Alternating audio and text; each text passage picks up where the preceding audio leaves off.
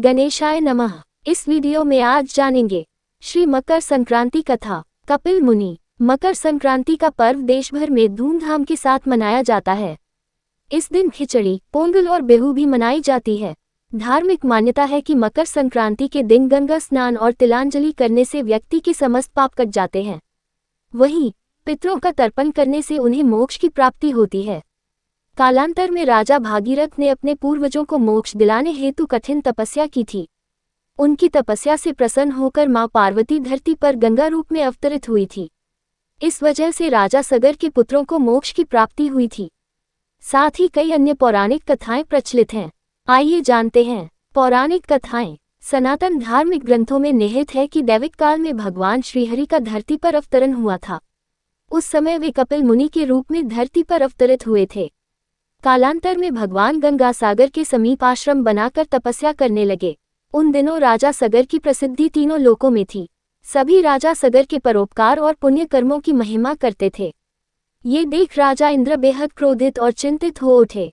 स्वर्ग के राजा इंद्र को लगा कि अगर राजा सगर को नहीं रोका गया तो वे आगे चलकर स्वर्ग के राजा बन जाएंगे।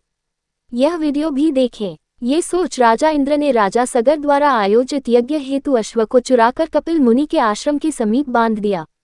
जब राजा सगर को अश्व के चोरी होने की सूचना मिली तो उन्होंने अपने सभी पुत्रों को अश्व ढूंढने का आदेश दिया। जब कपिल मुनि के आश्रम के बाहर अश्व बंधा दिखा तो राजा सगर के पुत्रों ने कपिल मुनि पर अश्व चुराने का आरोप लगाया। ये सुन कपिल मुनि क्रोधित हो उठे और उन्होंने तत्काल राजा सगर के सभी पुत्रों को भस्म कर पाताल भेज दिया। जब राजा सगर को यह बात पता चला तो वे कपिल मुनि के चरणों में गिर पड़े और उनके पुत्रों को क्षमा करने की याचना की। हालांकि श्राप वापस नहीं लिया जाता है, अतः कपिल मुनि ने उन्हें पुत्रों को मोक्ष हेतु गंगा को धरती पर लाने की सलाह दी। तब राजा भागीरथ ने माता पार्वती की कठिन तपस्या की। इससे प्रसन्न होकर माता पार्वती गंगा रूप धारण कर धरती पर मकर संक्रांति के दिन अवतरित हुई। जब राजा सगर के मृत पुत्रों को गंगा का स्पर्श हुआ तो उन्हें मोक्ष की प्राप्ति हुई। पौराणिक कथा। चिरकाल में मधु और कैटब नामक दो दैत्य थे जो आसुरी प्रवृत्ति के थे। इनके अत्याचार और दुस्साहस से तीनों लोकों में हाहाकार मच गया। इसके बाद भगवान विष्णु जी ने दोनों को वध कर दोनों के धड़ को दो विपरीत दिशा में फेंक दिया। हालांकि धड़ एकजुट होकर फिर से मधु और कैटब बन गए और तीनों लोकों में अपना आतंक मचाना शुरू कर दिया। इसके बाद भगवान विष्णु जी ने आदिशक्ति का आह्वान किया और मां दुर्गा ने दोनों का वध किया। कालांतर में भगवान श्रीहरि विष्णु जी ने मधु और कैटब को पृथ्वीलोक पर लाकर मंदार पर्वत के नीचे उन्हें दबा दिया ताकि वह फिर से उत्पन्न न हो सके। तब मधु और कैटब ने मकर संक्रांति के दिन उनसे दर्शन देने का वरदान मांगा। दानवों के इस वरदान को विष्णु जी ने स्वीकार कर लिया।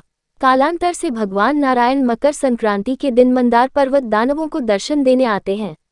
इसके अलावा सूर्यदेव एक माह के लिए मकर संक्रांति के दिन अपने पुत्र शनिदेव के घर आते हैं। अगर आपको ये कथा प्रसंग अच्छी लगी हो तो ऐसी ही और धार्मिक कथा प्रसंग को सुनने के लिए आप हमारे improve your knowledge YouTube channel को सब्सक्राइब, लाइक और ज़्यादा से ज़्यादा लोगों के साथ शेयर करें।